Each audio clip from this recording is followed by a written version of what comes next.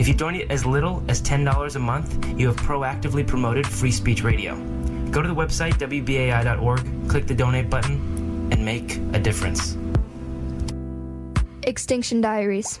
Almost every coral reef on the planet is disappearing. Coral reefs may be the most diverse ecosystems in the world.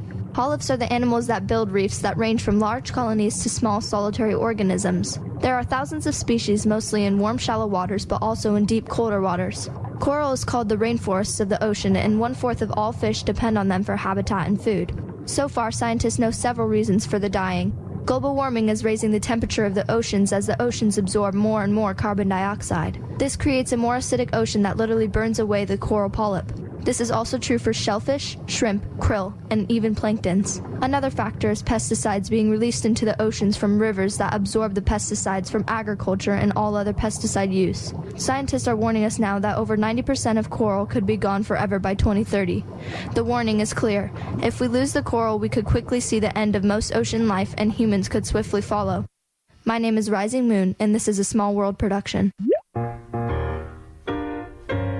Hi, this is Jerry Stiller. You are listening to WBAI New York 99.5 FM and WBAI.org on the web. Where are my keys? Anybody see my keys? Who took my keys?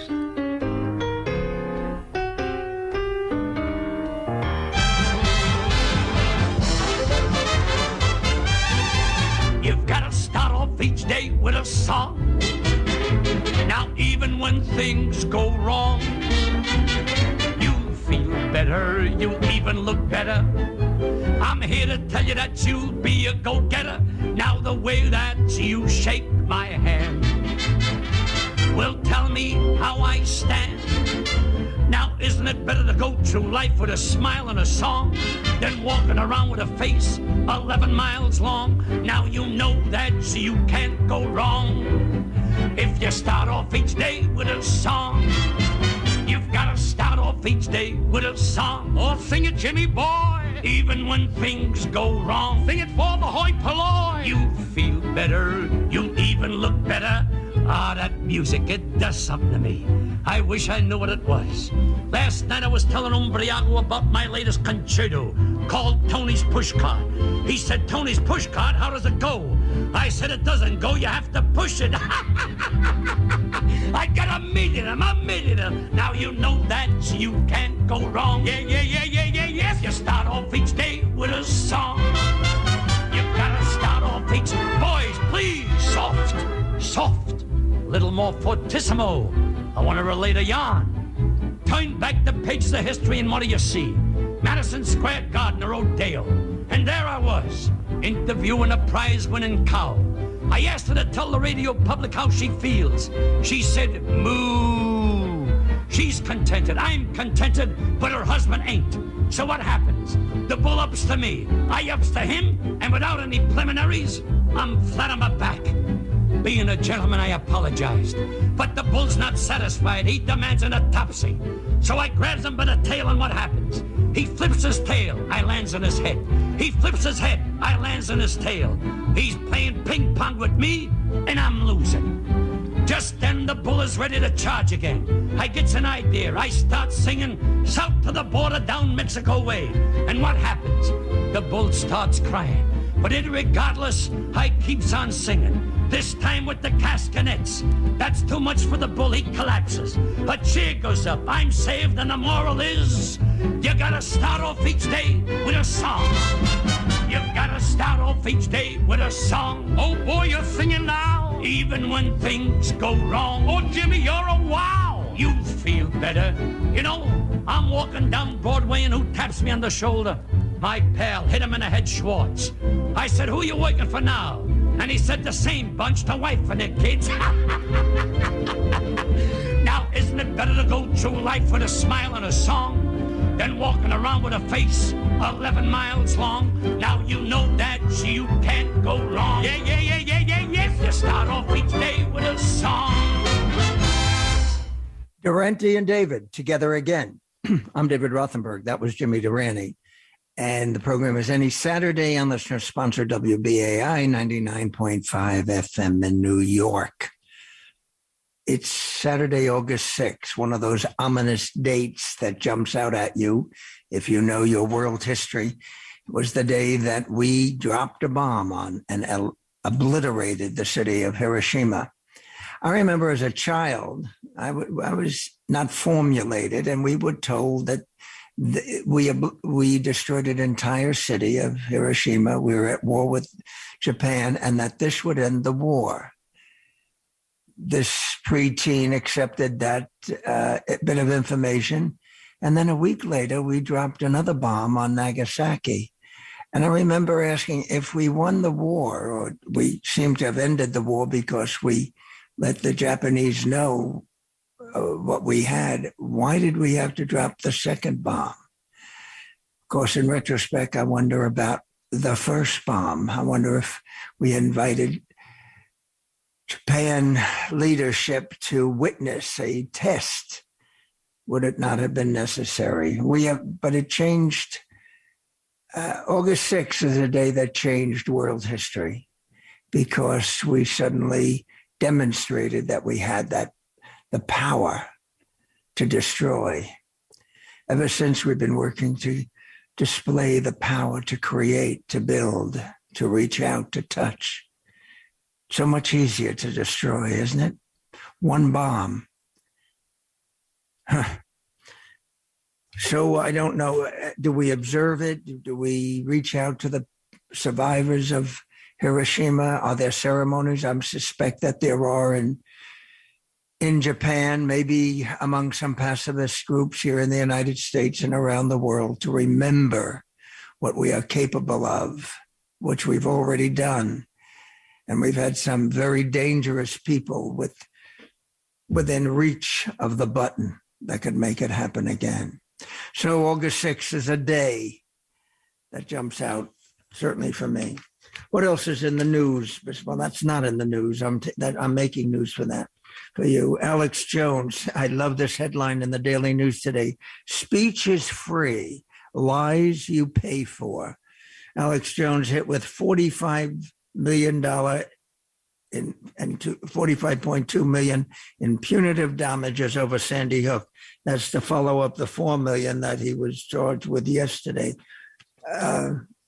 And even during the trial, if you had watched any of the news, he was demonizing and sending out lies about the judge in the trial, which was shown to the jury. He is a despicable human being. And there's some of them out there still buying it. Albert Woodbox passed away. It's in the Times today. 75 years old, who spent 42 years in solitary. About 6 years ago, when his book, Solitary, was published, he was a guest on this program. And then when he came to New York, he spent a day with us at the Fortune Society. And he was a man who, because of his politics, he was a Panther. The punitive aspects of the Louisiana prison system or the entire criminal justice system was continual punishment for the Panthers that ended up in prison. And I remember saying to him, Albert, you seem, I couldn't see hints of 42 years of solitary confinement. And he said that to me, the scars are well hidden. He spoke at the Fortune Society as well as on BAI, passed away at 75 from COVID, it says. So a man who had a very difficult life. One of the cliches, I hope he's at peace now. No, I don't believe that. I believe he is dead now. But the pain has stopped, hopefully. And I'm glad that he had some years out in the freer world. There's so much to cover. I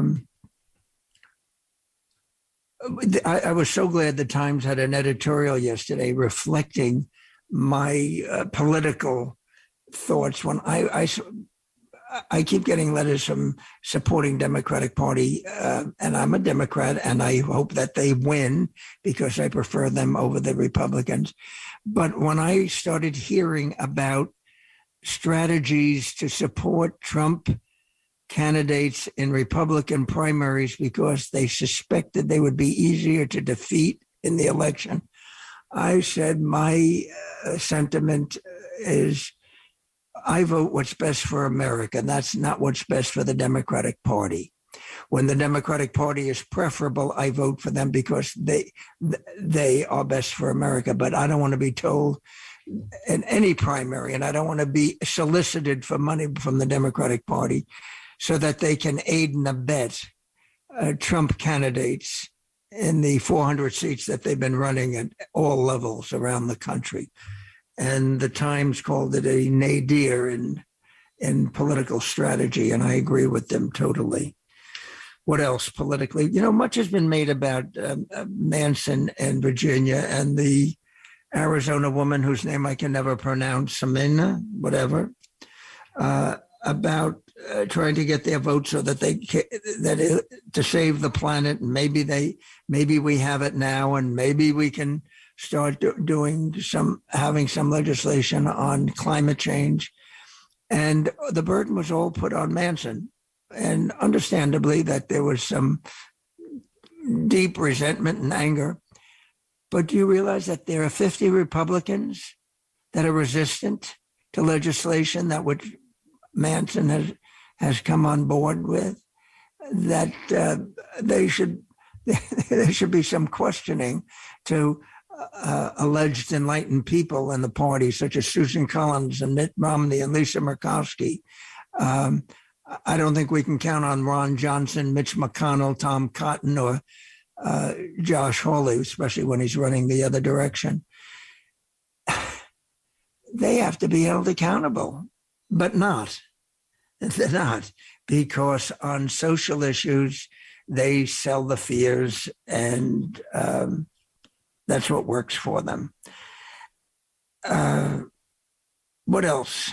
Oh, I know, politically. Governor Hochul has a 10-point lead in New York, according to the polls, if you pay attention to the polls. And people do, I do, to a certain extent, a 10-point lead over a man who's woefully, just so unappealing. Zeldin, Yechich. But the interesting thing is that the polls indicate that she's ahead in New York City 70-20, 10% undecided, and that around the state, it's pretty close to 50-50. Suburbs and upstate, he has a slight lead. In the suburbs, his lead is marginal, not enough difference. That there are enough New Yorkers and enough people in the Empire State that could find him appealing or acceptable as governor. It's not because he's a Republican. It's because he's a terrible Republican. He's been a Trump apologist. His comments on criminal justice are not advanced 19th century. And so she has a lead, and in a Democratic state, New York City can pull it through, and let's hope that that's what happens. Am I deliriously joyful about her? No. But as I've said often, I am a social progressive and a political pragmatist. When it comes down to two people, I don't start carrying on unless the two people are so unappealing that a third-party candidate, that a protest vote is legitimate. I don't see it in this case. Let's have some music. In the second hour, our guest will be Jesse Green, theater critic of the New York Times, who has co-authored a book called Shy by Mary Rogers, daughter of Richard Rogers. I waxed eloquently about it last week. I think it's one of the best biographies I've ever read. Certainly, along with William Goldman's The Season, I would rank it as one of the two best theater books I've ever read. And if you've doubted in my opinion, tomorrow in the New York Times, of course, the august New York Times, the front cover, well, Jesse, you may never have to review a play again. It is a rave of unprecedented proportions in the Sunday book section. All right, some music. Fats Waller wrote this, and Fats Waller's singing it. And Fats Waller's piano keys are just joyous. Listen to the piano.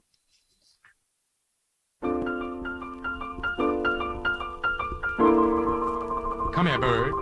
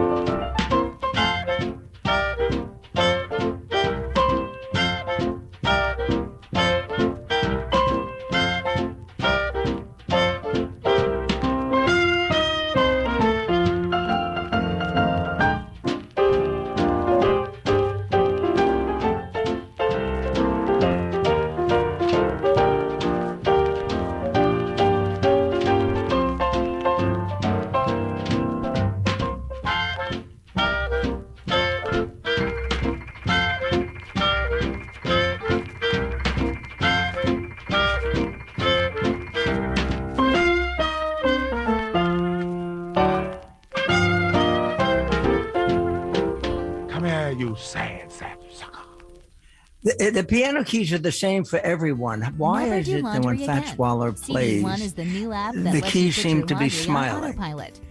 There is a joyous sound that emanates from his piano playing, and not only from his impish voice. Boy, I wish I was around when he was playing. He is such a joy to listen to. In the morning when I do my sit-ups and whatever else I do to get this aged body functioning, I play different people depending on the mood. Hartman, I play Nat Cole, Sinatra, a lot of Pavarotti. But when I play Peggy Lee, when I play Fats Waller, I find myself while I'm lying down, moving the body I'm sort of dancing in air because he evokes that kind of feeling. I forgot to tell you that we're listener sponsored. Certainly when all month I'm going to be talking about Mary Rogers, Jesse Green's book, Shy, which you can, I did my review last week and many of you responded. It's going to be available if you make a $50 gift to WBAI. You can get a copy of this stunning memoir, as it were, if you email me at dprfortune@hotmail.com. I want to tell you about some of the live theater that we have, though, at this time. At the Joyce Theater, I'm in love with everything that comes to the Joyce. For the next Tuesday nights, we have openings, and we have tickets. This Tuesday night, Rennie Harris, the Philadelphia much heralded hip-hop, came out of the streets, and he started pulling kids out who were outstanding hip hop dancers and choreographing them. And his company has been, what's the word that I want? Choreographically innovative. And the Rennie Harris Company, I think the first time since COVID, will be coming to the Joyce. We have a couple of pair for Tuesday night, August 9th. The wonderful thing now is when I talk about a dance company, what I do and what you can do if you have any doubts, you go to Google. And as I did with Rennie Harris, and you take a look, and all you have to do is look at Google, and then you say, that I like. We don't have many for Tuesday, but you can try us. And then the following Tuesday night, we have the Saratoga Ballet, which is much more classical, but brilliantly executed. So for 2 weeks, you can go to the Joyce, $50 to WBAI. You get 2 tickets. Economically, it's what is known as a gift to us and from us to you. But how wonderful. So email me at dprfortune@hotmail.com. We also have tickets for patients. People are starting to go tonight from WBAI. We have tickets for patients. The Second Stage is doing it. They have 3 theaters. This is at their Upper West Side Theater, the McGinn Kazale Theater. Patients is a play which is it's the word meditation. It's a play that reflective on Black excellence. It's a group of young Black men and women, and it's described as a coming of age story, one where becoming is equally about questioning as it is about growing. It's as young people, and certainly young people of color, as they coming of age, there are so many questions to ask. And Patience, which none of us have seen yet, but I look at the pictures of the 2 men and 3 very attractive young actors. It's I love that kind of theater about young people being quizzical about where they've been, how have they been shaped, and what is coming, what will be, what are the opportunities? What are the possibilities? I don't know that's why we go to previews. We decide how good it is. This is Patience, presented by the very excellent, always responsible Second Stage Theater Company. I think we saw it last year. They did Clyde's. Remember, many of you went to see that. So when do we have tickets for Patience? Next Saturday matinee and Saturday night. The Sunday matinee tickets are already gone Sunday night. So next Saturday at 2 and 8, $50 for a pair of tickets to see Patience. All you have to do is email me at dprfortune@hotmail.com. This week, the stories about Roe versus Wade can certainly continue in the news. I listened to a discussion yesterday, and it was, I don't remember what day, maybe it was Thursday. No, it was Friday. And it was on The View. And the women there tend to be progressive and liberal. Joy Behar, Whoopi wasn't there that day. Sunny, is her last name Hoskin, is reported, she says, I'm Catholic and I'm not in favor of abortion for me, but she said she's learned from the other women that it's not her to make that decision about other women and how they deal with the body. A rather responsible and enlightened position, and people can change and they grow. And their guest yesterday was Elizabeth Hasselbeck, who used to be the token conservative on The View. Not token, she was, and she's bright and she's attractive. Her husband's a pro football player. And she gave the predictable argument against abortion and choice, and describing the fetus with a love that if it's only shown for children that are in foundling homes, it would be wonderful. And as I listened to her, I said, well, that's her opinion. She's entitled to it. I disagree with her. But and then she said something that got me to the core. After she gave her long speech against a woman's right to choose, she said, and I wrote the words down, she said, those are not my words. Those are God's words. Now, there's an argument that you have difficulty disputing. What she has done, and is that symbolic? Is that representative of a conservative or ultra-conservative approach these days? That you justify your political position by citing God's words? Why can't I say, I spoke to God the other day. He didn't say that. He said something else. How can they present that as an argument? Those are not my words. Those are God's words. Where? When? It's frightening. And I am frightened if that kind of thinking, if religion is being used to determine and justify Neanderthal political and social behavior. There you go. More hopeful on that subject is that yesterday there was released a poll, voter support, a breakdown of the 50 states and how they would, as a result of Kansas going 58%, almost 60%, revealing a pro-choice sentiment. Kansas in the middle of the country, as conservative as it can possibly be. And there it was. And when you look at this, there are very few states that don't have at least 50% of the people in support of a woman's right to choose. Out west, Wyoming and Utah 49%, Wyoming 48%, pretty close. So how would people turn out if there were a referendum? And then the big bulk of the negatives were Oklahoma, Arkansas, Louisiana, Mississippi, and Alabama. And the states with the lowest percentage are Mississippi and Alabama, not surprising, 44%. But around the country, in Maine, 75% of the people would vote in the polls supportive of a woman's right. Vermont, 86%, good old Vermont. New York, what is New York's? I can't see it. 70%. So, I mean, 70% of the people if polled in this state would support a woman's right to choose. And it's Texas, 52%. Arizona, 62%. So there's some hope there. And that if there's enough referendums, and there's a story in the papers this morning that Republicans might be pulling back on referendums, or at least taking a strong position because it might hurt them politically.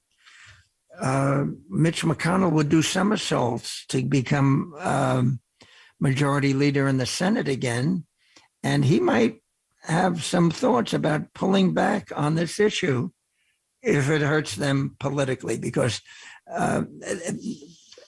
it's cynical of me to say this, but I don't think some of those political strategists and the big money people really care that much about Roe versus Wade. That's a way of mobilizing their quote base so that they keeps us not dealing with the economic issues that they're concerned with, such as regulations. That's Why do developers build with Twilio APIs? All right, enough of that. Because we make it Some easy music. to create Well, things. this Find next best-in-class song, documentation, you know, I sample love code, and Broadway tutorials. shows, and I Use the found language you a love. Broadway C# musical called Java, Two's Python. Company. Get going fast. Years It ago, all I worked starts with a with one line wonderful of code. producer named Twilio. Mike Ellis. We can't wait to see And what he you build. had over his desk a sign that said, "At tonight's performance, Miss Davis's role, usually played by Miss Betty Davis, will be played by." Of course, I had a different experience with Betty Davis when I worked with her at Night of the Iguana when I was the 83rd assistant press person. She didn't miss performances, and she was an old pro. But when her career was, when Hollywood was turning its back to her, she came to Broadway and did ill-advised and did a musical. Vernon Duke wrote the music. Ogden Nash wrote the lyrics. They surrounded her with talent all over the place. But when you hear her opening number, this is not, I'm not playing that so that you can appreciate musical excellence, but rather Broadway musical theater curiosity. Here's Betty Davis in the chorus with Turn Me Loose on Broadway.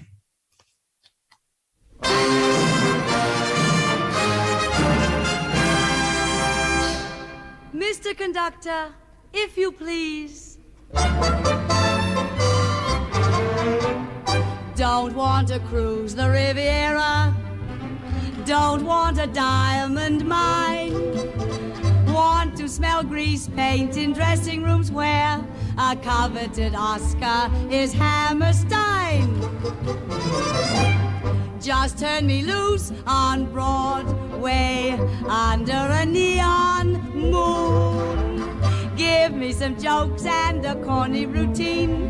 Give me a popular tune to warble. Give me 4 boys to dance with, hoofers who twist and twirl. Just turn me loose on old Broadway as a musical comedy girl.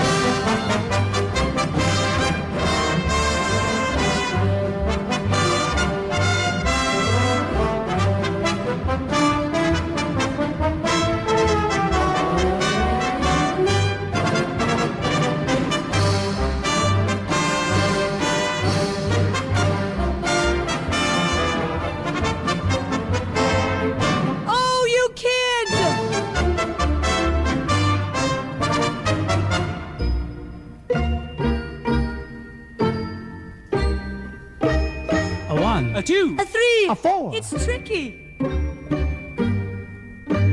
Vodo, Dido, boop boop, I do. Hey!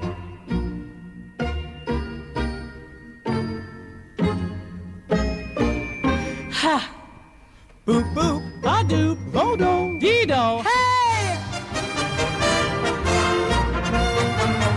Give me 4 boys to dance with, hoofers who twist and twirl. Just turn me loose on old Broadway as a musical comedy. No melodramedy, musical comedy girl.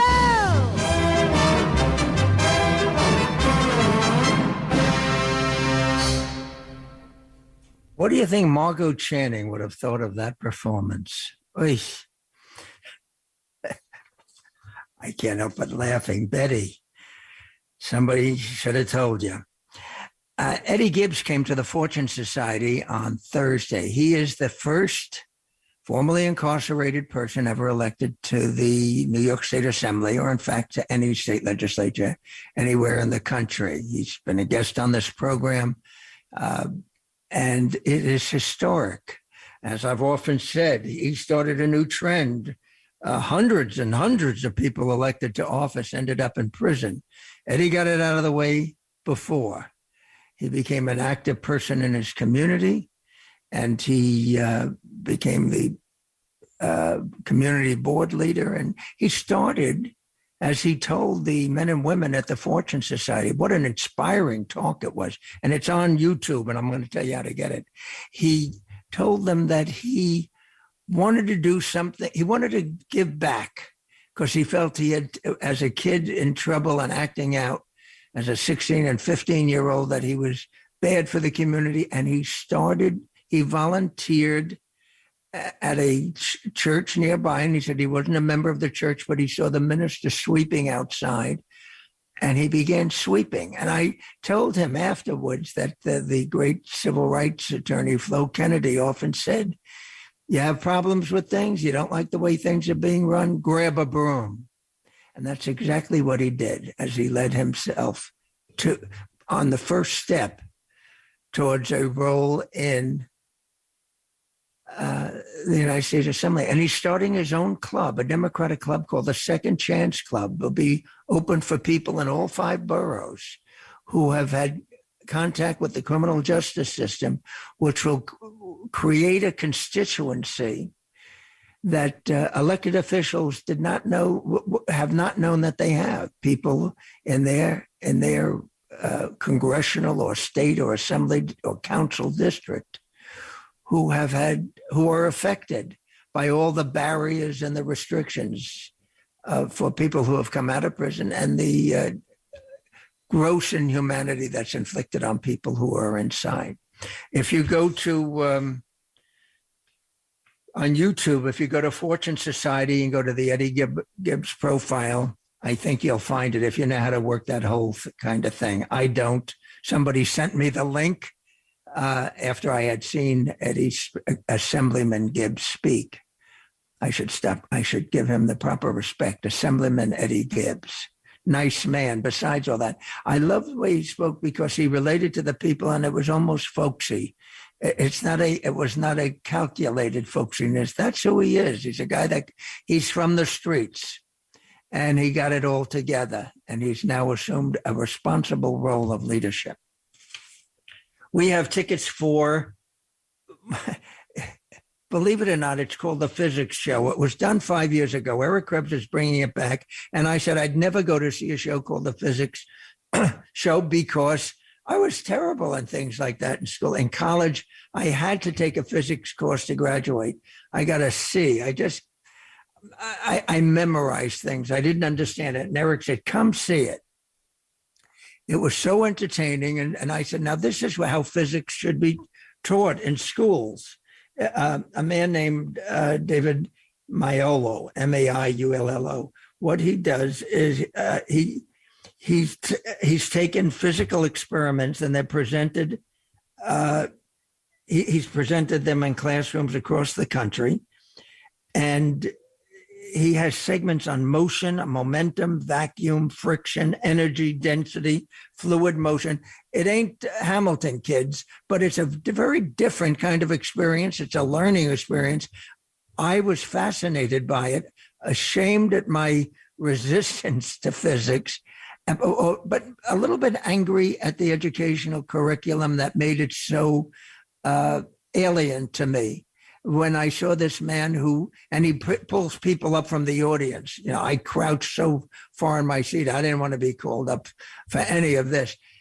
But it's a shame that education can't be so as joyful or as exciting as he made it. You know, last week we had Janice Weinman, the wonderful woman from Education Through Music. Here's another example of it. The Physics Show is Eric's bringing it back to his theater at 555 West 42nd Street, and previews start next weekend. And we have tickets they do a Saturday show at 11 a.m. Bring for the kids. You can listen to me on the radio till 10 o'clock and then rush off to see the Physics Show, or at 3 o'clock next Saturday at 11 or 3, and next Sunday at 3, then the whole following week. It's $40 for 2 tickets to see the Physics Show. And I think you would find it a different kind of experience. And it's, if you have any young'uns in your family that are resistant as I was, or even better yet, take those who are enthralled by science and the challenges of it. The Physics Show is an interesting idea. And the fact that he's been touring, you know, at conventions and conferences and whatnot. It's important for kids to be able to see something like this. And it was a learning experience for me, as well as joyous. All right, we do something called Out on a... By the way, if you want to see the Physics Show, you email me at dprfortune@hotmail.com. Give your phone number and I'll call you back. It's $40 for a pair of tickets next Saturday at 11 or 3 or next Sunday at 3. All of you people fetching for matinees, there you are. Out on a limb, an essay I do each week. And I'm about to do it now. I'm David Rothenberg on listener-sponsored WBAI 99.5 FM in New York City. It's no mystery that our world, our lives have shifted dramatically. The pandemic isolated most of us to varying degrees for a couple of years, and the adjustments and the re-entry for us have been strained.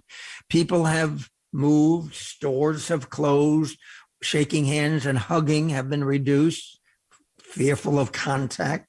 Certainly for young people, 2 years out of school, away from programs, clubs, and all sorts of socialization, that's a large chunk of time for somebody who's 10 or 12 or 14 years old. Teachers have been reporting that more than a few students are undisciplined, walking in and out of classrooms at will, as they did at home while being educated on Zoom.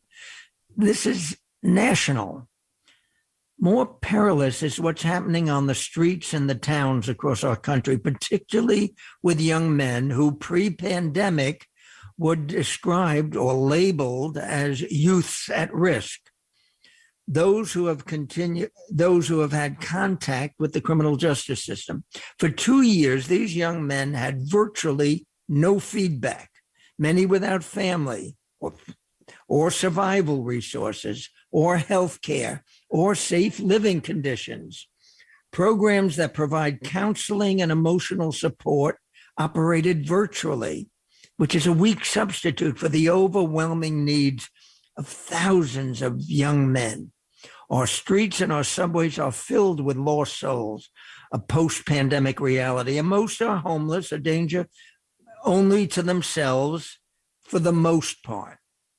Their retreat into alcohol and drugs is part of the pattern. Many in that population have been stabilized by prescription drugs to ease their anxiety, making them less aggressive in social interaction.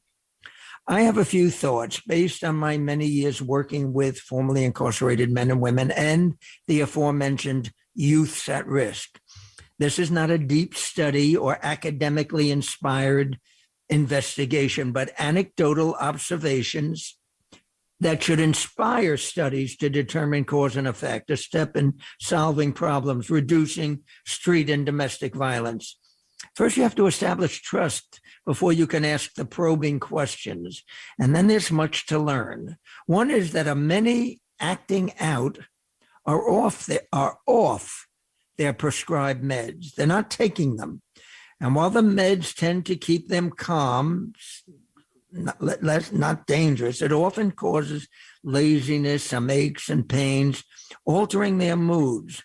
But the one aspect of meds rarely discussed is that it intrudes or limits sexual performance and prowess. I've talked with enough men, not that I've reached any conclusions, but certainly that there must be some deep digging why people at risk won't take their meds, and to determine if there are options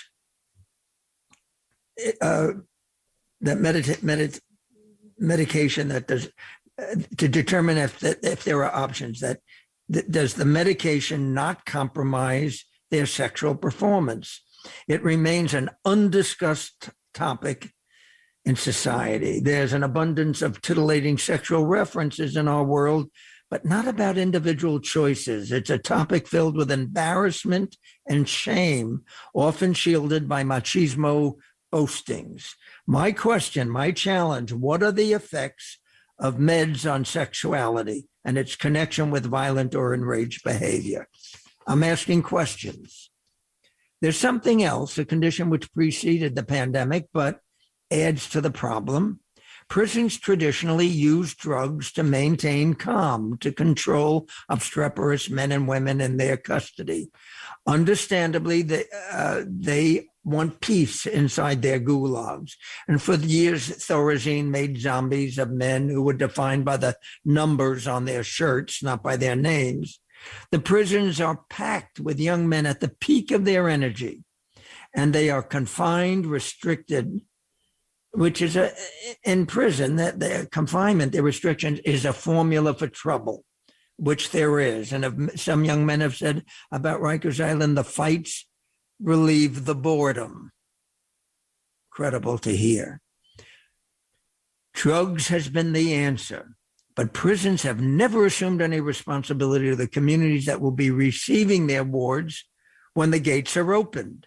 Many men and women who relied on prison prescription drugs are released, often with no medical plan, no continuity. Many struggle in their transition, ineligible for continuity, and they respond accordingly. I don't know how much that is part of today's concern about people with serious mental and emotional issues moving about our cities and towns without guidance, actually without recognition until violence occurs. It's difficult enough for returning citizens to adjust from prison. Reentry is serious business. Add drugs to the quotient, and, well, the results could be ominous. I hear the quick fix political solutions. I hear media members pontificating. We need some serious probing about men off their meds and subsequent acts of random violence. Is anyone listening? I'm David Rothenberg, out on a limb. Here's Al Martino.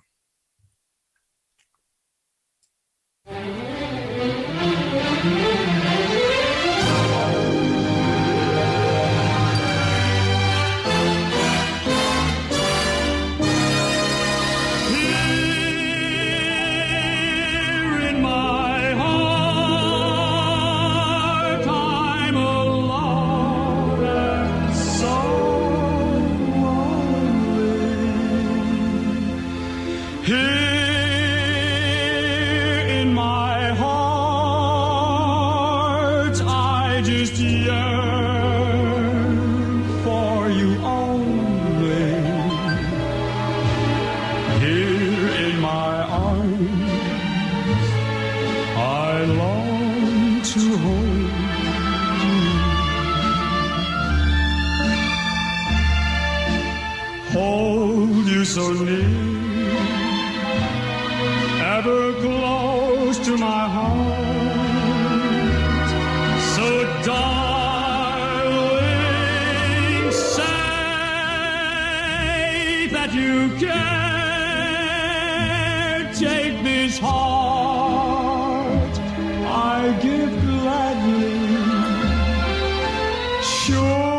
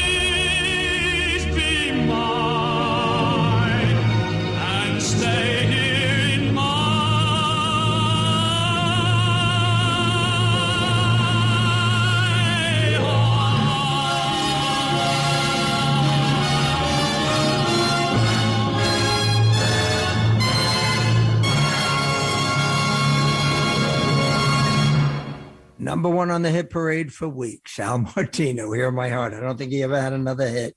Last week, I talked about this station, how unique, and that with the result of, with the introduction of this strange machine called the computer, my hearing from people in unlikely places wondering, why are they listening on a Saturday morning to WBAI from Uganda, from London, from Nigeria, from Staten Island, and from the Philippines. And when I said that, then shortly after the program, thanks for the Philippine mention. You're correct. This is from Makati, the Philippines. Thanks for the Philippine mention. You're correct. The radio stations and the rest of the media here are either state-sponsored, religious, or have banal pop music with obnoxious commercials. I do have choices on the internet, but BAI and parentheses GBO for jazz still leagues above all the other U.S. stations for news, commentary, and new music. From the Philippines, he's listening, and we're talking to him. I find it extraordinary. As one who started with Marconi on radio, as you may recall. I saw a movie yesterday. There are 3 movies out about the rescue of the Thailand boys who were caught in a cave. A big review yesterday in the Times about Ron Howard's picture on Amazon. I went to Cinema Village to see a picture called Cave Rescue, same theme. It is so harrowing. And the filmmaker, it's a recreation, obviously. It's not filming of what actually happened. But you are there in the caves with the boys, with the rescue teams. Tom Waller made this movie. At points, I had to look away. I knew that I remember the story and that the boys were rescued, but I couldn't. It's a thriller of monumental proportions. The wonderful thing that comes out of it is people responding from around the world. SEAL, not Hello SEAL, but U.S. Naval SEAL people coming from Hawaii, a trained diver from Ireland, some people who had some sort of tubes that I didn't understand from China, all coming in and working together to get these boys out. And then, of course, at the end of the movie, they show you the news clip, the real boys being celebrated, walking down the hall in the hospitals where they were. I was emotionally drained when I saw it. If that's your kind of thing, it's at the Cinema Village on 12th Street. I wasn't bored. It's very exciting. There was nobody else in the theater either but me, which is a nice way to watch a movie. Ethel Waters will now sing to you. We're getting ready to have our guest Jesse Green, but let's hear from Ethel, and then we'll play something by Carol Burnett. Ethel.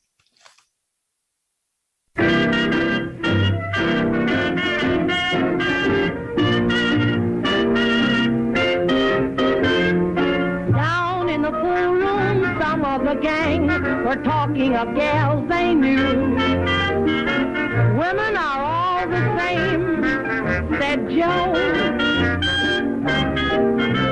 One dizzy bird said, pal, ain't you heard the story of True Blue Lou? Listen and get an earful, Bo. Say, she was a dame in love with a guy. She stuck to him but didn't know why. Everyone blamed her, still they all named her True Blue Lou. He gave her nothing, she gave him all. But when he had his back to the wall, who fought to save him, smiled and forgave him, True Blue Lou. He got a break and went away to get a new start. But poor kid, she never got a break except the one way down in her heart. Maybe somewhere in heaven above, there's a reward for that kind of love. Angels won't blame her, they too will name her True Blue Lou.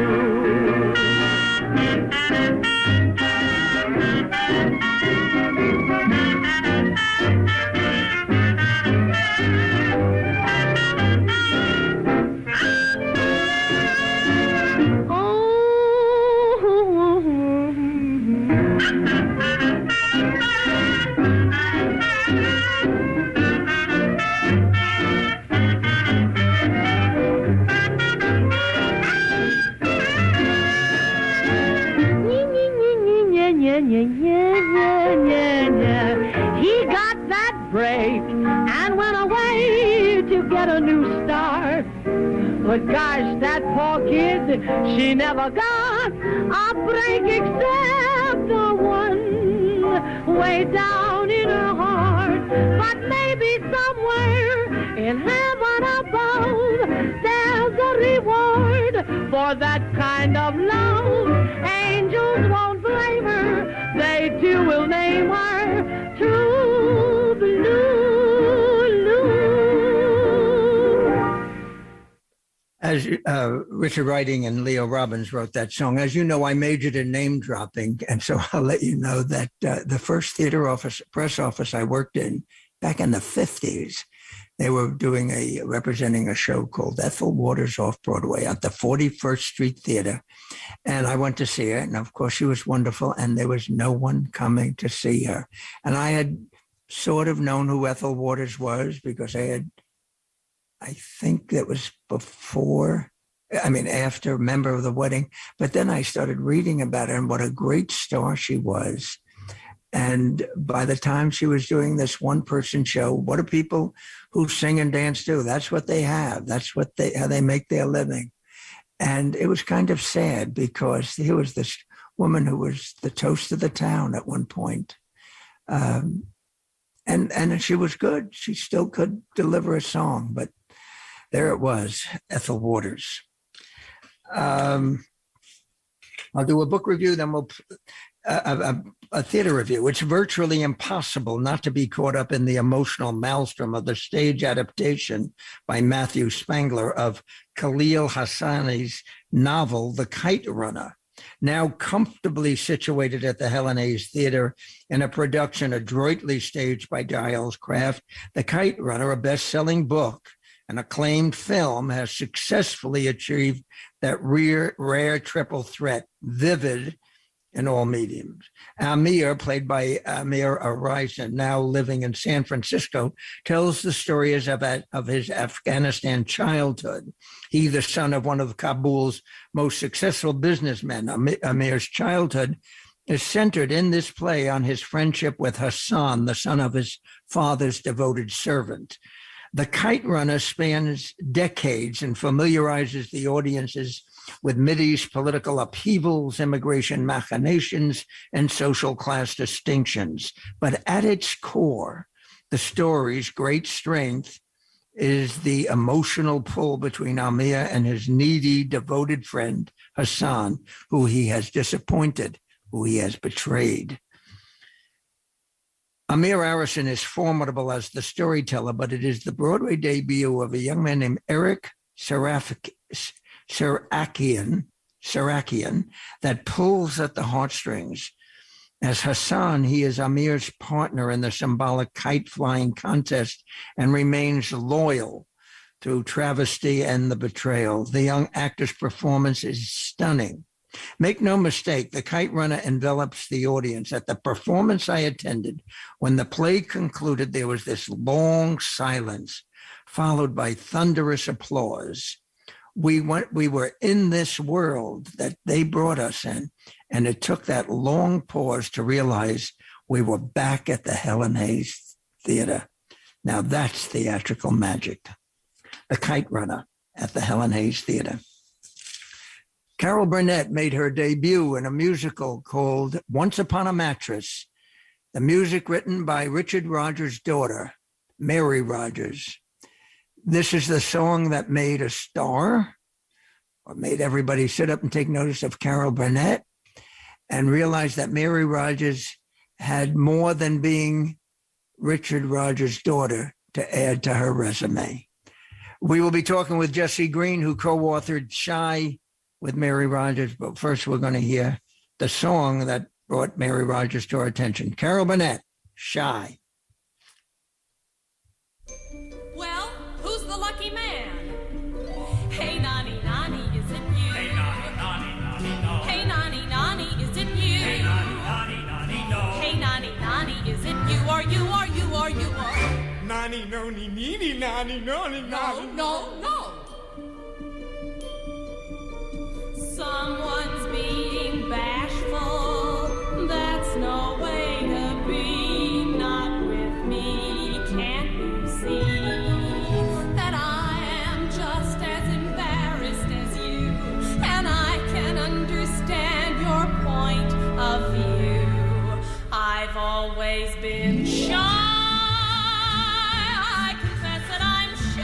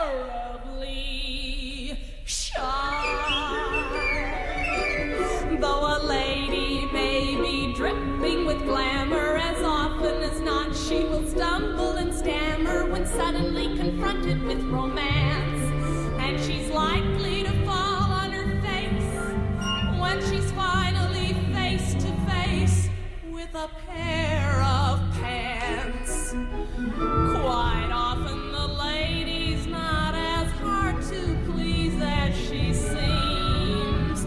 Quite often she'll settle for something less than the man of her dreams. I'm going fishing for a mate. I'm gonna look in every brook. But how much longer must I wait with bated breath and hook?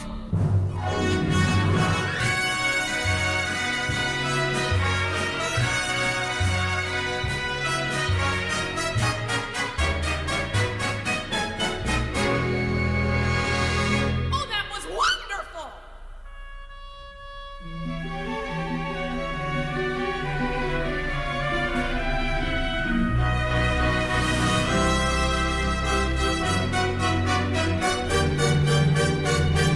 And that is why, though I'm painfully shy, I'm insane to know which, sir. You, sir? I, sir. Then who, sir?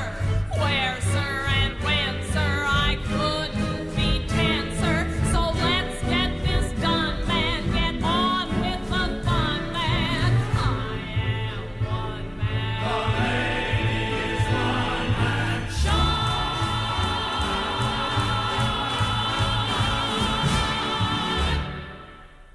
Jesse Green, good morning. Good morning, David.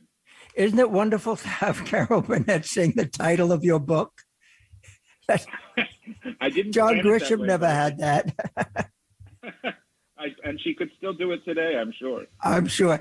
I had a million questions I was going to start off asking you this morning, and then I picked up my advanced section of tomorrow's New York Times, which I'm sure you have seen. And every author should have this kind of a kickoff, the big front page picture of Mary and Richard Rogers. But before I ask a question, if I may, I'm going to read a sentence from Daniel Okrent's review, the first paragraph. He writes, I'm a please. sucker. Pardon me? Please read it. It's fabulous. Now you know what a good review can do to somebody. I'm also a sucker for books about Broadway, books as different from one another as Morse Hart's Act One, William Goldman's The Season, and Jack Rattel's The Secret Life of the American Musical. But I've never read one more entertaining and more revealing than Mary Rogers' Shy. Her voice careens between intimate, sardonic, confessional, and comic. The book is pure pleasures, except when it's jaw-dropping, shocking. Wow. Well, you know, David, that's because that's who she was. Those adjectives are absolutely descriptive of Mary and of the reason I wanted to do the book, because the experience I had sitting with her, in her living room or chatting at a cocktail party or wherever I met her before I knew her well, was exactly that experience. And I thought everybody should have it too. Well, she passed away 8 years ago, so it's taken that much time to get it all together. I want to say this, as when I reviewed it, I had said on paper, Mary Rogers' rapier wit and ferocity is almost intimidating. So in awe by her jibes and observations, I then Googled her. And then I took in a couple of the television interviews, and I discovered that the candor and the wit was offered by this charming, self-confident woman.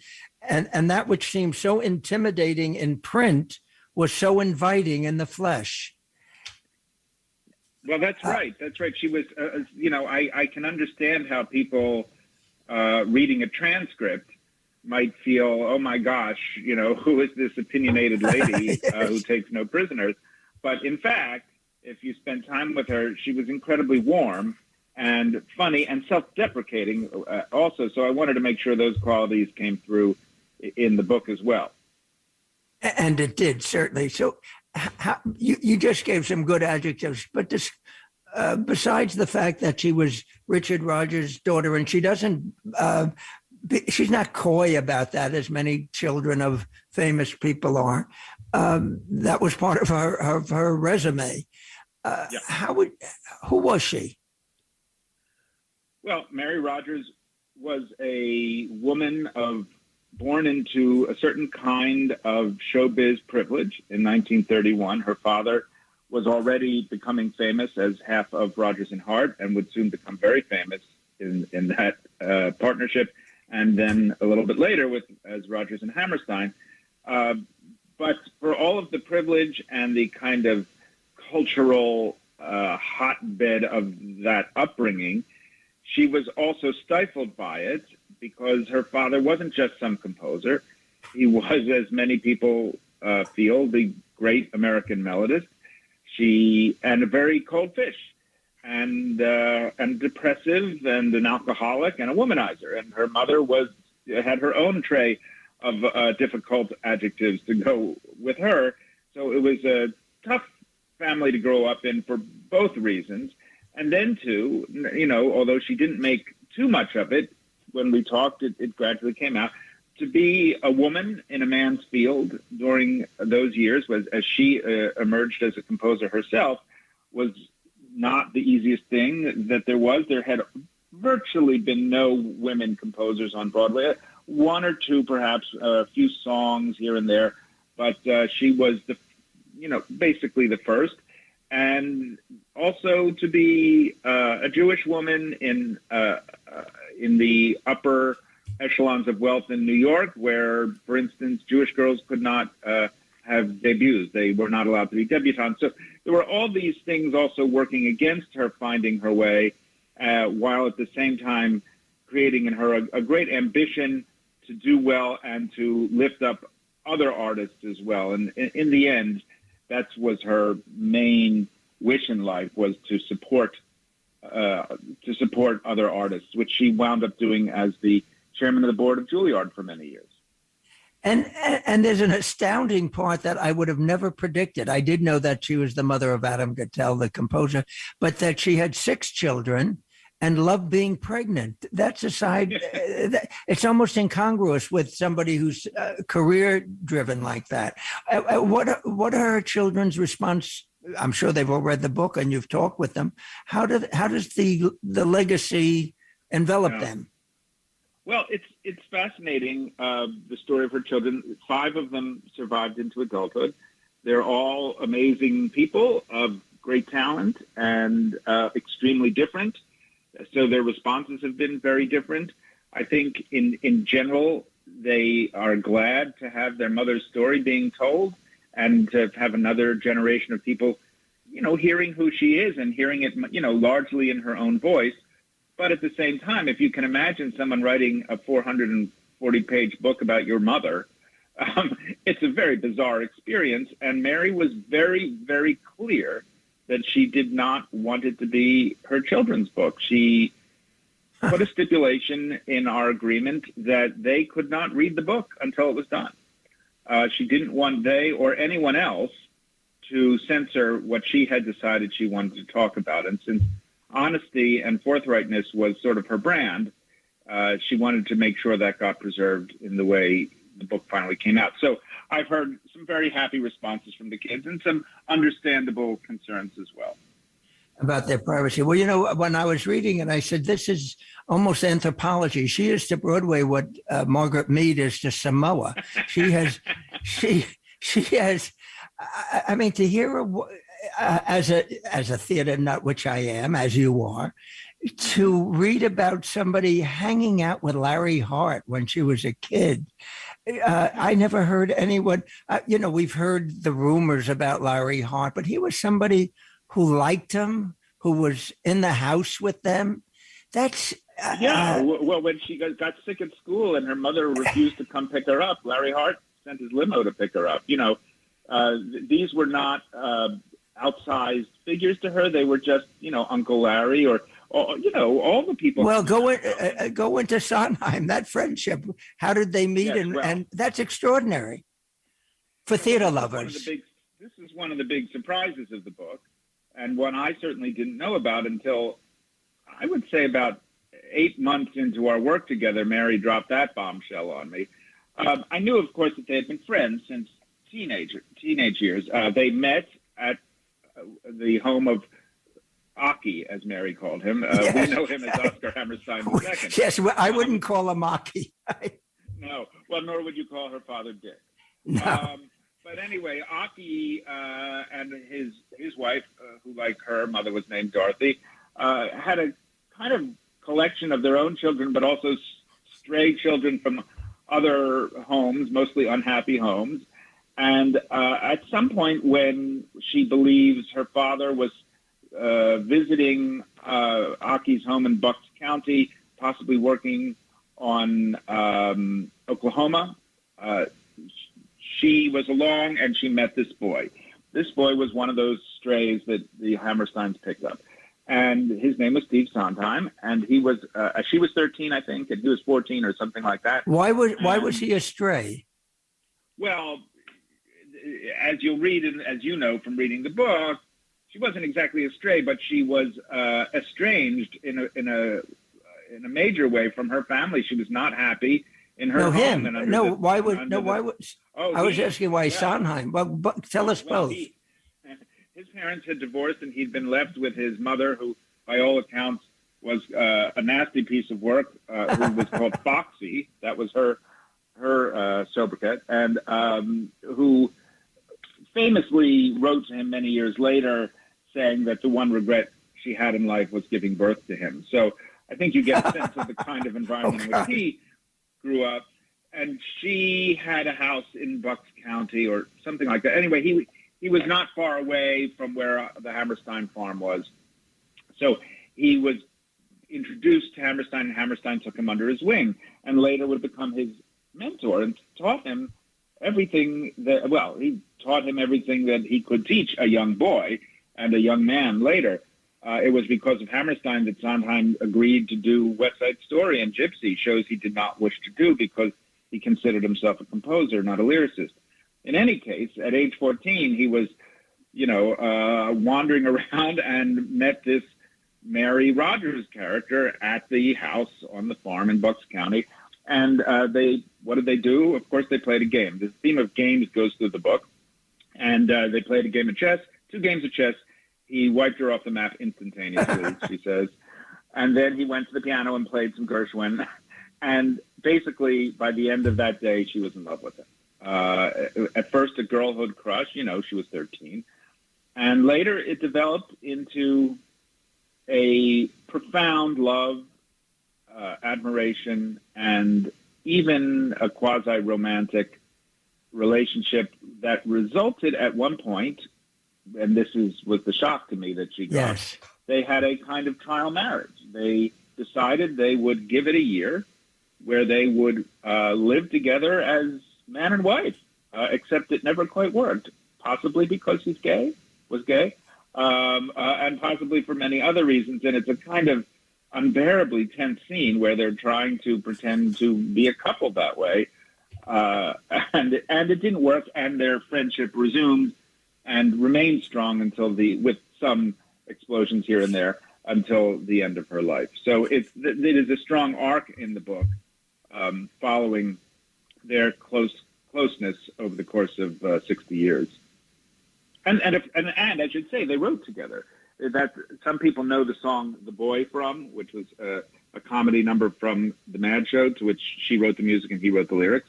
But for about 10 years, they were working together fairly frequently, trying to break into the market with all kinds of songs, some of which are quite delightful and some of which are clearly youthful work. And it was in that kind of crucible of working together that their relationship really got solidified.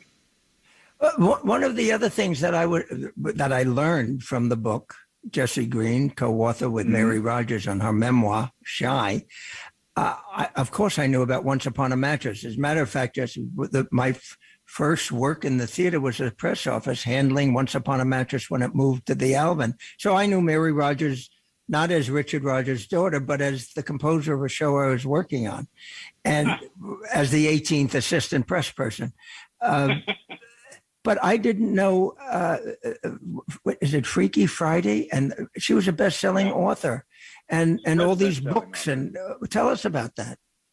Well, after Once Upon a Mattress, she didn't have as much luck with the musical theater. She had an off-Broadway hit called The Mad Show, based on Mad Magazine.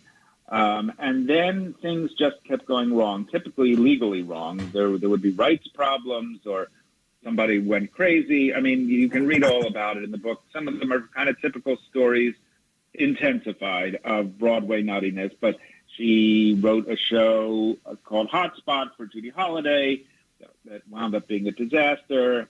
She wrote quite a beautiful show called based on The Member of the Wedding by Carson McCullers, which unfortunately it wound up having the rights taken away, and none of that gorgeous music can ever be performed as part of the show. So there was a lot of disappointment, and at some point she said she just didn't feel like she was getting any further in that direction, and she had other arrows in her quiver.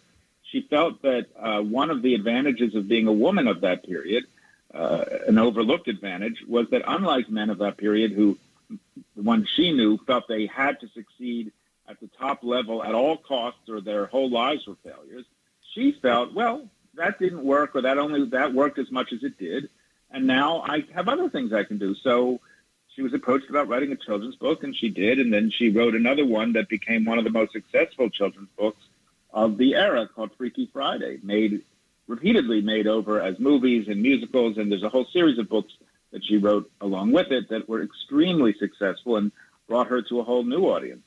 And then and filmed 3 times. Who would know? That isn't it interesting? We live in cubicles, and I didn't know about all of that.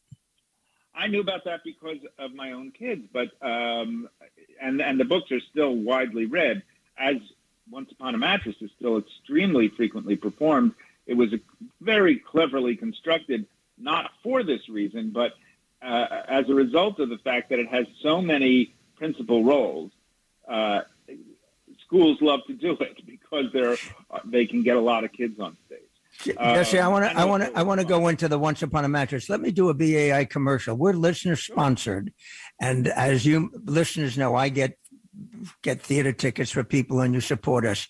We also got a whole bunch of copies of Shy. And if you make a gift of $50 to listener-sponsored WBAI, you will get a copy of Mary Rogers, Jesse Green's book, Shy. All you have to do is email me today at dprfortune@hotmail.com. Give your phone number, and you'll hear from us, and we'll get you the book. Now, that's the commercial. Jesse Green, she did Once Upon a Mattress, and the history of it is fascinating because it started in the Catskills, and they needed a play to fill, they had 9 people under contract, so they needed a musical to give everybody a part. I've never heard of anything like that. Well, Tamament, which is the name of the place in the Catskills that you're referring to, and was a kind of a training camp and hotbed for young musical theater talent and comic talent, was run by this guy named Mo Hack, if you can believe it. That was really his name. And, he was apparently a sweetheart, but a very practical guy.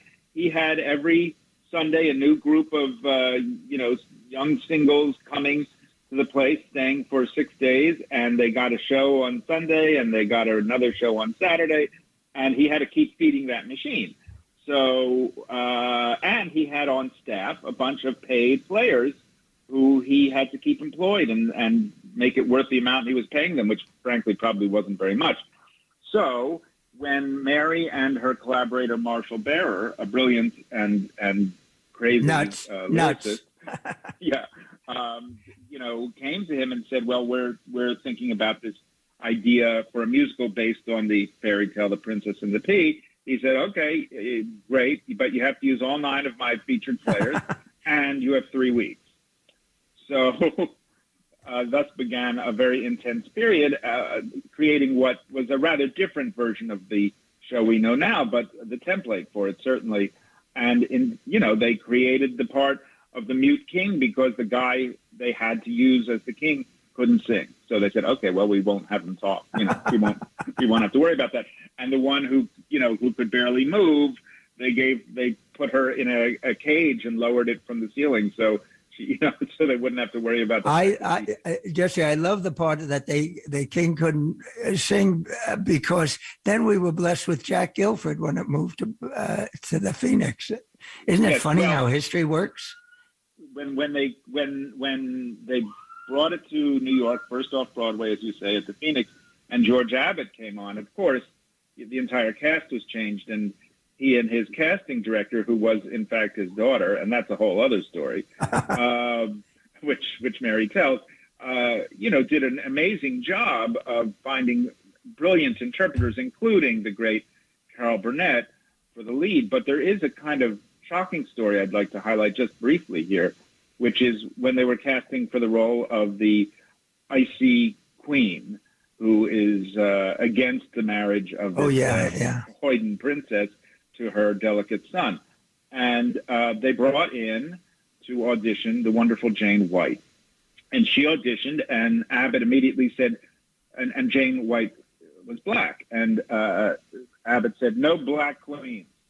And he wasn't having it. He claimed it wasn't racist, but just that it was a medieval kingdom, and how could they have a black queen? Not really having the imagination to say, well, it's all fiction. Who cares what race the person is? So, and this is a terrible moment, but they very much, Mary and Marshall very much wanted her to be in the show, and she very much wanted to be in it. And they asked her if she would consider going to this famous makeup artist they knew and coming back to audition with her skin lightened, basically in whiteface. And she said, that's very hard for me. You know who my father is, right? Well, her father was the longtime head of the NAACP. So, Walter White, right. Walter White. So what happens you can read in the book, but these are the kinds of stories that the book has a lot of laugh-out-loud comic stories, but there's a fair amount of really sad and pertinent social drama going on in them as well. And the story of Jane White is certainly one of them. And you mentioned George Abbott. I made a list of people, and everybody that's ever worked in the theater in the second half of the century's name appears. I mean, you mentioned people that have touched my life that I haven't heard. One I call Temple, Texas, Louis D'Almeida, Roger Englander. I was thrilled to read about people who I knew long, long ago. But then the luminaries. And the interesting thing is they weren't luminaries to her. They were the people at the house. You tell the George Abbott story and the Stephen Sondheim story, but Lenny was Leonard Bernstein. Well, we forgot to mention that she worked for from the very beginning on the young people's concerts with Bernstein. With Lenny. Yes, with Lenny, right. Well, nobody was called by the name that they were actually given. Well, she refers to Arthur Lawrence as awful Arthur all the time. It's and worse. Well, I mean, we've heard stories about awful Arthur and Jerry Robbins, but she doesn't pull any punches. She lets you know what she thought of them. Yeah, well, the story of Arthur Lawrence is a really interesting one, but basically, and this is one of the things I loved about Mary and that I hope I preserved in the book. She came to understand, she was Arthur's friend for a long time, even as other people were, dropping him every year. Somebody else would say, I can't deal with that horrible man anymore. But she didn't for the longest time. And she came to understand that she had stood by and watched him behave this way and was complicit in his bad behavior out of fear that she would be the next victim. And so she blamed herself for having stuck with him for so long. Eventually, she dropped him too, as did Sondheim famously. And, I don't know who he was left with, if anyone, at the end. Tom, his friend Tom. But when Tom died. But, that's not a happy part of the story. But, of course, as Mary tells it, it reveals her candor. And the other part of it, here she was a woman at the forefront of many things, and she was very aware of her role as a woman, but kept insisting, not insisting, but didn't see herself as a feminist, and yet was at the forefront of everything in her field for women. Had she come to terms with the contradiction in that? Yes, she looking back on it, understood that she just didn't know enough about feminism. She recognized that she had been living it without really knowing that's what it was, and without talking about it in those terms. As she got older, she certainly did, and she participated in a lot of the work of feminism in the last 30 years of her life. So it was certainly something she believed in, but she was very wrapped up in creating her own world, which meant her writing, her desperate need to be married, which was her own psychological thing, and her wanting to have children. Tell us, well, she had 2 marriages, but the second one, with all this mishigash going on, her second marriage was 50 years, 52 years or more? Something like that. They were married in, I think, 61, and Hank died in, I forget the math, but yes, a very long and quite successful marriage. As I say, that marriage, she had 3 children from her first marriage, 3 great kids, in a pretty unhappy marriage. That another shock, something I didn't know, and something I think perhaps her kids didn't know either. There was violence in that marriage. And in the end, that was the reason that she finally split from him. And in the second marriage, she had 3 more children, one of whom died, and that's a terrible story in the book. But she loved having kids. She was perhaps not the most attentive mother in the world because she was also running around doing all this other stuff. But nevertheless, those kids are all quite successful. And it was such an important part of her life, along with everything else, that I think she didn't recognize that what she was doing was, in fact, feminism. It was, making your own life without reference to what other people, especially men, told you your life should be. Men were telling her whole life she couldn't write, that it was long suspected and gossiped about. People thought her father wrote her music for her because they couldn't believe a woman could write that music. She was hit on by all sorts of people. Julie Stein, who would, call for meetings with her on the pretense of discussing a project, and then out came the grabby hands. She really went through the ringer with all that sort of stuff, but with, in the end, a tremendous amount of good humor. Well, but besides being candid about Daddy, Richard Rogers' Daddy, yes. She also brings up something. It's a book for you to think about, Jesse, and that is the number of men who were married and who were gay, and it wasn't marriages of convenience. It's what you did for. I don't know what the reasons are. Lenny Bernstein and Felicia Montalegre and Richard Halliday and Mary Martin. She makes no apologies or hides any of this, but that there was a series of, in the theater, maybe elsewhere in society, gay men marrying because could they not have careers without having a marriage? So much is about the womanizing of the men in the theater. This was another aspect that she unfolds. Yeah, that's a fascinating thing that could bear, as you say, its own book. But, at one point her father was trying to warn her off of, I think she was in between her marriages, she had a lot of affairs. She was trying to figure out who she was and what she wanted, and one of them was with her collaborator, the crazy and brilliant Marshall Barer, who was totally gay. And it's almost bizarre now that to think of that. And yet, when her father, for the first time ever, possibly, interfered with her in a direct way in her personal choices like that, and said, "You cannot do that. Those marriages never work." And she thought about it, and she said, "Actually, they do work. They do work. They did. And I don't know how, but they did. Although I didn't realize that Lenny left Felicia. Well, I did sort of know that, but yes. Near the end of her life, he finally did leave her. But I don't actually. But they adored each other. Well, that's a whole other book. They did, and they had 3 great children too. Yeah, Yes, wonderful kids. But I bring that up only because she hits on so many things. Before we lose you, it's those kind of questions about how do you write the book that it's almost imperative that I ask. But you really answer it in the final chapter. I kept thinking, how did they get together? And then you tell the story. But maybe you can share with us.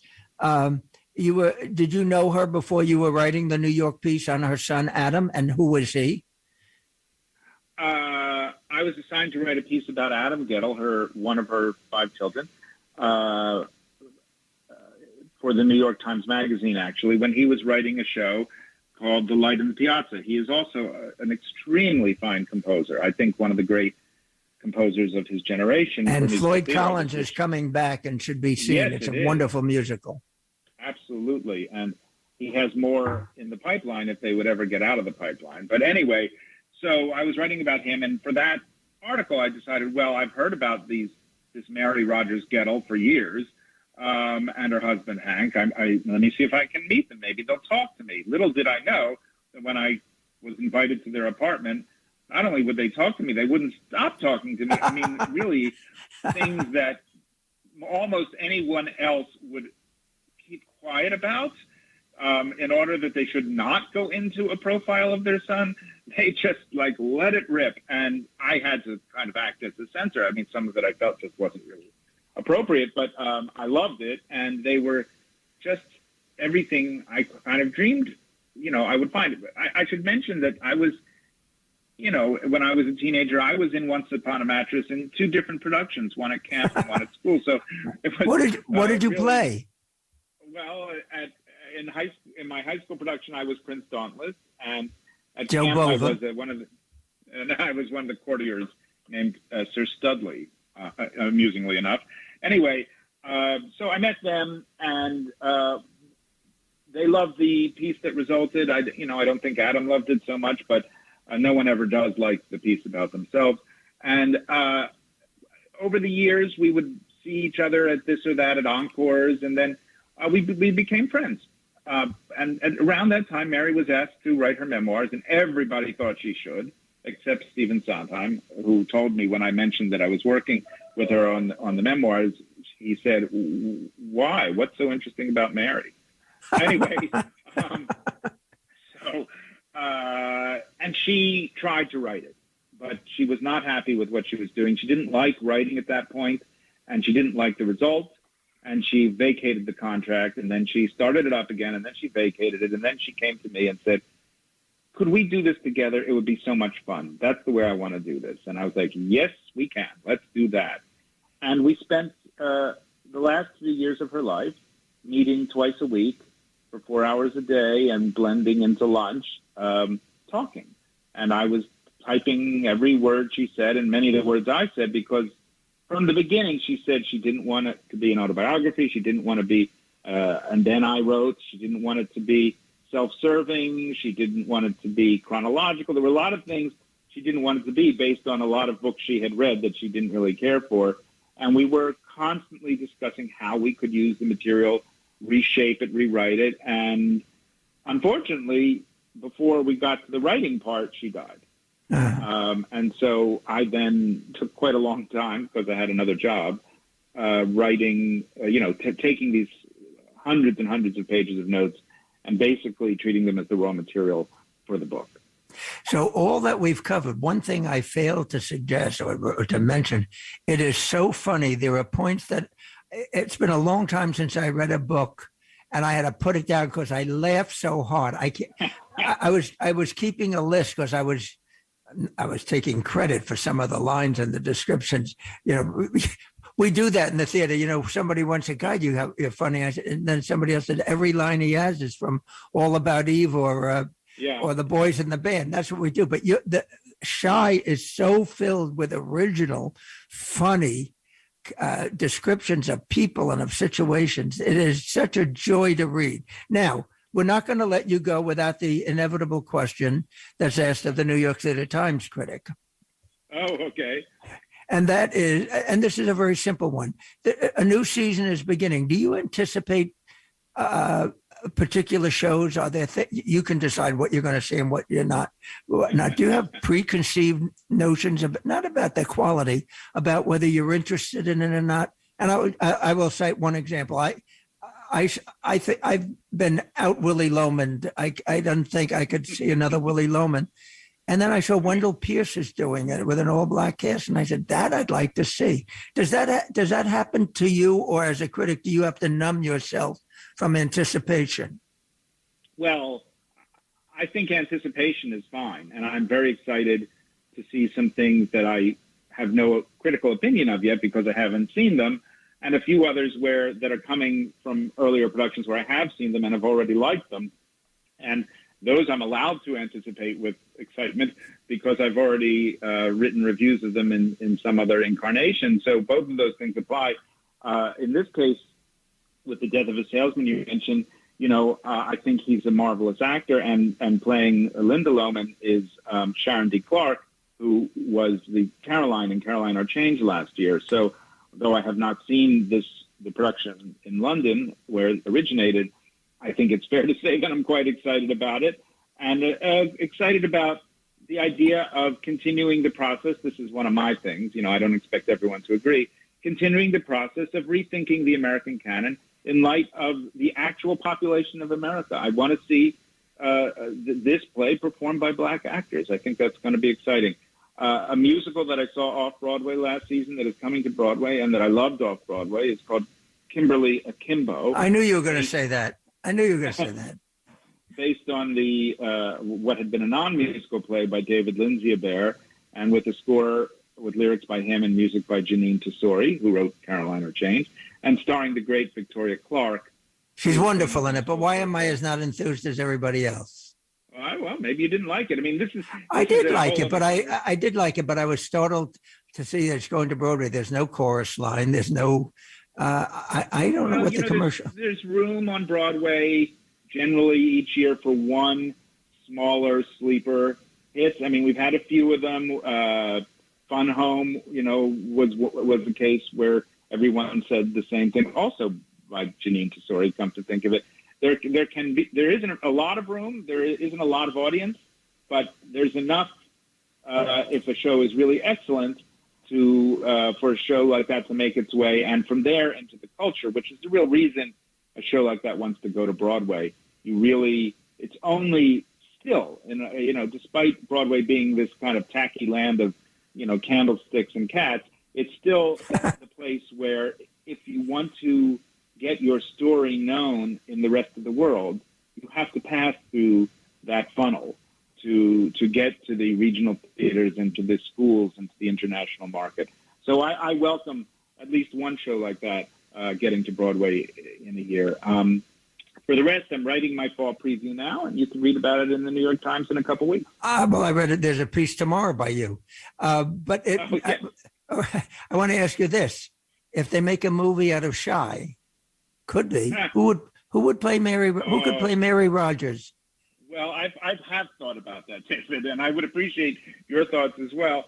But, Well, everybody I think of is dead. Everybody How about Linda Lavin? How about Christine Baranski? How about Christine Ebersole? Christine Ebersole. The book takes her from a young age to her death, so that's so Lindsay Loman as a young one, and Linda or Christine as an older actress. All right. I think it's a fun part that a lot of actresses would probably enjoy doing. Who knows? Maybe Meryl. Is there talk of it? Have you been? Has anybody called you yet? The book isn't even out yet. That doesn't stop the film industry. They smell things. Yeah. Well, I haven't heard tell of it yet. Okay. We're going to go out with a song called Happily Ever After. Then I want to tell everybody how they can get a copy of the book. And I want to thank Jesse Green, drama critic of the New York Times, co-author, is that the fair way, who authored Shy with Mary Rogers about her extraordinary memoir, Shy. Jesse, thanks so much. Appreciate it. Thank you. Thank you, David.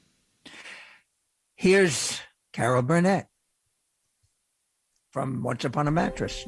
And so, young Prince Valdaire after having slain the dragon Fafnir, rescued the Princess Grigga, and together they mounted his horse Trigga and rode off to the castle Wunderbar, where they were married and lived happily ever after.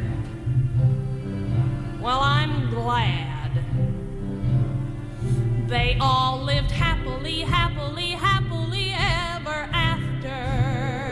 The couple is happily leaving the chapel, eternally tied. As the curtain descends, there is nothing but loving and laughter. When the fairy tale ends, the heroine's always a bride. Ella, the girl of the cinders, did the washing, the walls, and the windows, but she landed a prince who was brawny and blue-eyed and blonde. Still, I honestly doubt that she could ever have done it without that crazy lady with the wand. Cinderella had outside help. I have no one but me. Fairy godmother, godmother, godmother, where can you be? I haven't got a fairy godmother. I haven't even got a godmother. I have a mother, a plain, ordinary woman. Snow White was so pretty, they tell us, that the queen was insulted and jealous when the mirror declared that Snow White was the fairest of all. She was dumped on the border, but was saved by some men who adored her. Oh, I grant you, they were small, but there were 7 of them, practically a regiment. I'm alone in the night, by myself, not a dwarf, not an elf, not a goblin inside.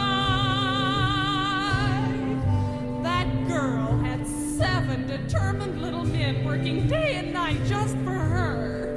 Oh, sure, the queen gave her a poison apple. Even so, she lived happily, happily, happily ever after.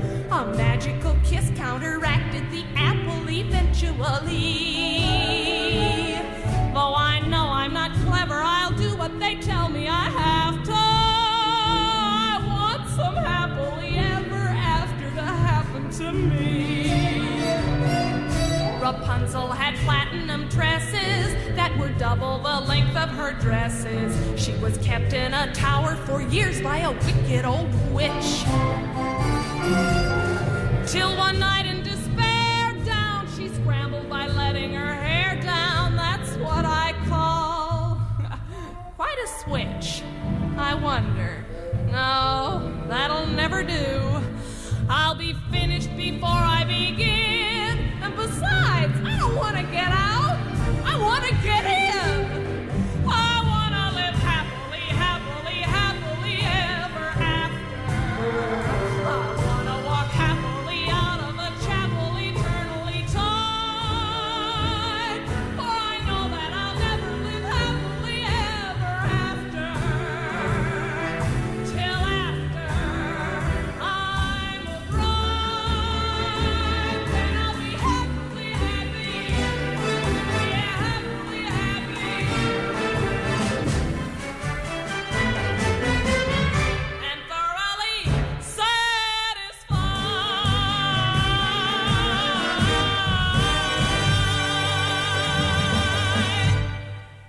Carol Burnett from Once Upon a Mattress, music by Mary Rogers. The book Shy, I'm offering it all month. It's a premium that WBAI is offering. If you buy tomorrow's New York Times, it's the cover book review, a rave by Daniel Laurent. He said I was going to say that he writes, I'm a sucker for books about the theater, and he mentions the great ones, Morse Hearts Act 1, William Goldman's The Season, and Jack Rattel's The Secret Life. But he says, I've never read one more entertaining, more revealing than Mary Rogers' Shy. I was going to say that anybody interested in the American theater, there are 2 books now that I would suggest you read. And I would maybe throw in Morse Hearts Act 1, just to understanding the chemistry of it. But William Goldman's The Season became the great screenwriter, and Mary Rogers' Shy. But in addition to, by telling her life, as you follow it, we learn so much about how a show gets on, some of the complications around the personalities that add or intrude to it. It's just wonderful. If you're even thinking of supporting BAI for any shape or form, I can't think of a better premium for you to get than this book it's the book of the summer. I'm sure it'll be on the top of the bestseller list in 2 weeks. There's no reason why it shouldn't be. Anyway, if you're interested, $50 to us. You email me at dprfortune@hotmail.com. Leave your phone number and I'll call you. Okay, that's it. In the world of sports, there was a big story this week. Deshaun Watson, the quarterback for the Cleveland Browns, getting $8 million, facing a 6-game suspension because he allegedly had dozens of sexual improprieties, as it said, not necessarily rape, but presumptions, lots of different women, all settled out of court. They didn't go to court. And the NFL has... so far, it's up for appeal, suspended for 6 games.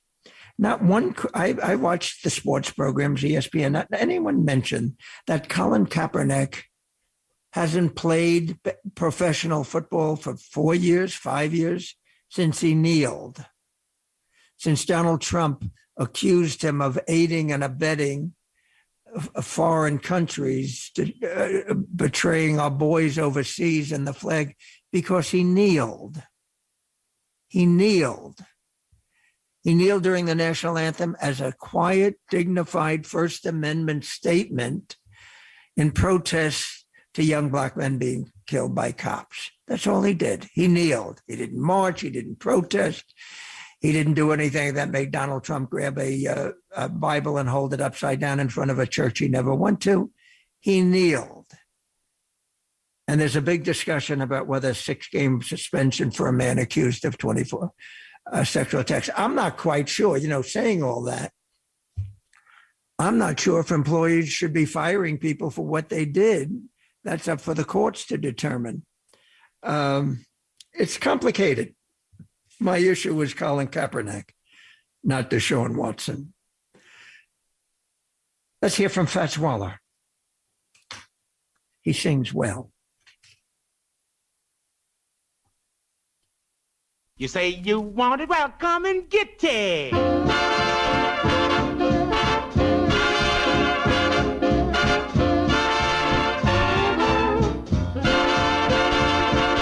You're always walking about some loving, raising Cain, about turtle dubbing.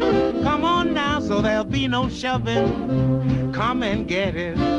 You've got 2 eyes that's so appealing, got 2 lips that set me reeling, other things that start that feeling. Come and get it. Now if you're gonna love me and be my tutti frutti, don't just turtle dove me, I gotta get myself some booty. Now if you want to get me falling, come on baby, quit that stalling. It's the last time that I'm calling. Come and get it, yeah.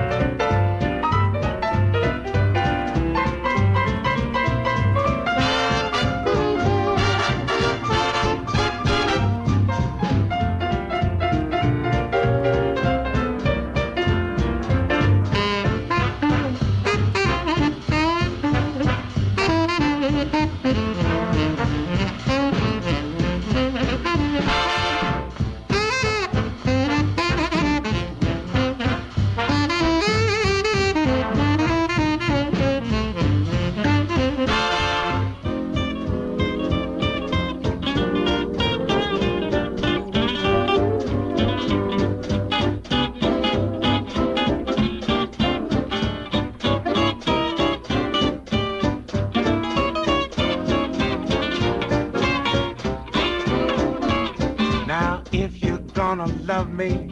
Come on, be my tutti frutti, yes.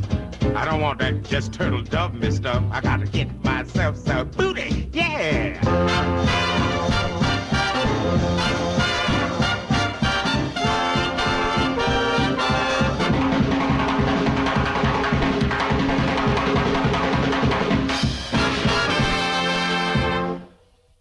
Great Fat Swallow. I want to remind you that we have tickets for Patience next week, if you have the patience. Second stage production off Broadway at the McGann Cazale Theater on 79th and Broadway.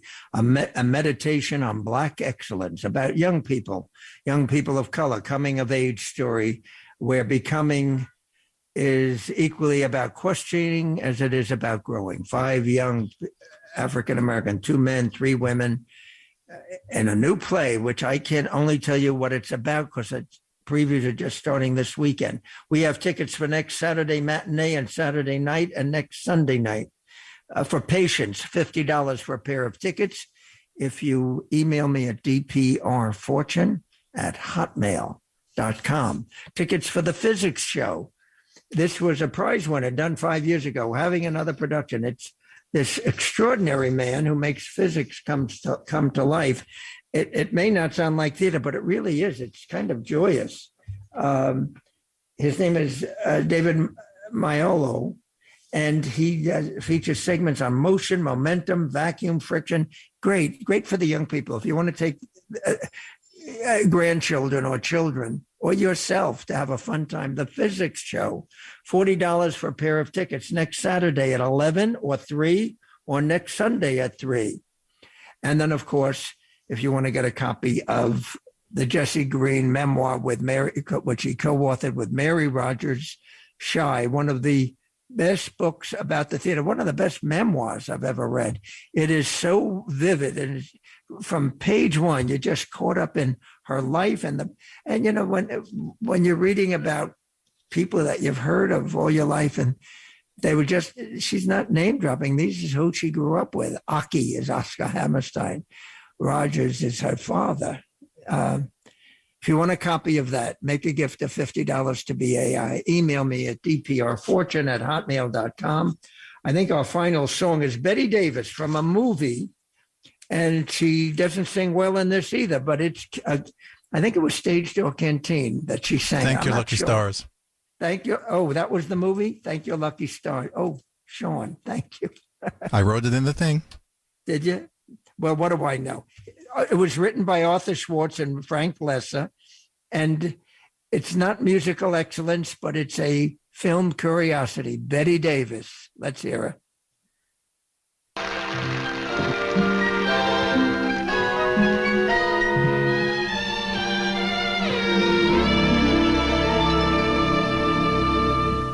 You marched away and left this town as empty as can be, and I am like the driftwood in a deadly calm at sea. I can't sit under the apple tree with anyone else but me, for there is no secret lover that the draft board didn't discover.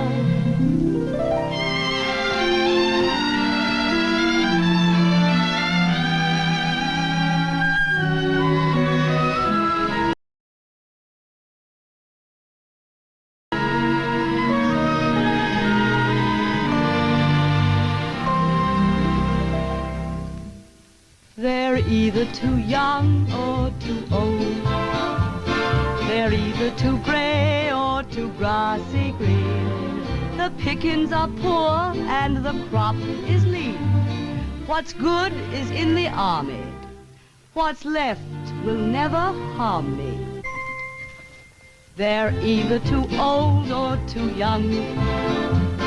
So darling, you'll never get stung. Tomorrow I'll go hiking with that Eagle Scout, unless I get a call from Grandpa for a snappy game of chess. They're either too warm or too cold. They're either too fast or too fast asleep. So darling, believe me, I'm yours to keep. There isn't any gravy. The gravy's in the Navy. They're either too fresh or too stale. There is no available mail. I will confess to one romance I'm sure you will allow. He tries to serenade me, but his voice is changing now.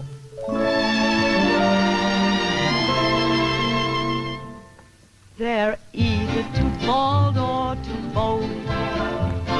I'm down to the wheelchair and bassinet. My heart just refuses to get upset. I simply can't compel it to, with no Marines to tell it to.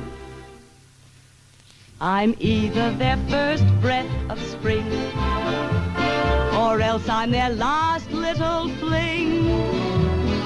I either get a fossil or an adolescent pup. I either have to hold him off or have to hold him up. The battle is on, but the fortress will hold. They're either too young or too old.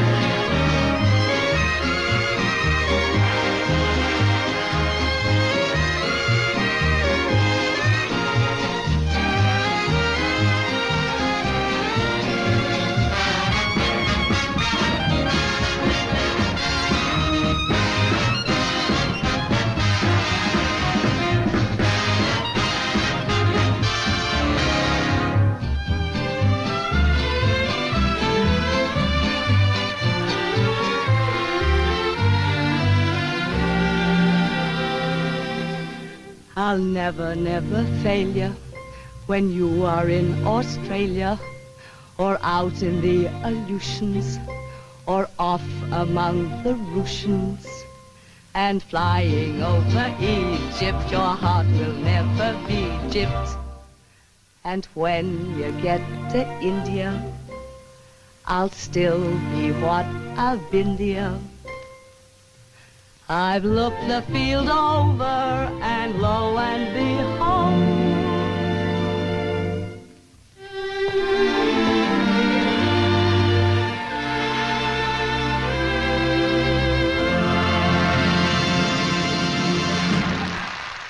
Betty Davis, I'll be with you on Monday at 10, next Saturday at 8. Have a good weekend. Thanks for joining us.